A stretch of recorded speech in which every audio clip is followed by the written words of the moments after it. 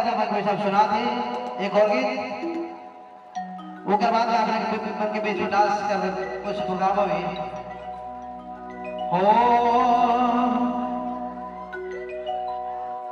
हो गोरे रंग पे इतना गुमान कर गोरा रंग जो दिन में ढल जाएगा काया कोमल गोरिया तू झूठे फिदा काया कोमल गोरिया तू झूठे फिदा जादू कर ले हाय रे मौके नजर मार के जादू कर ले नाचने वाले हाय रे मौके नजर मार के जादू कर ले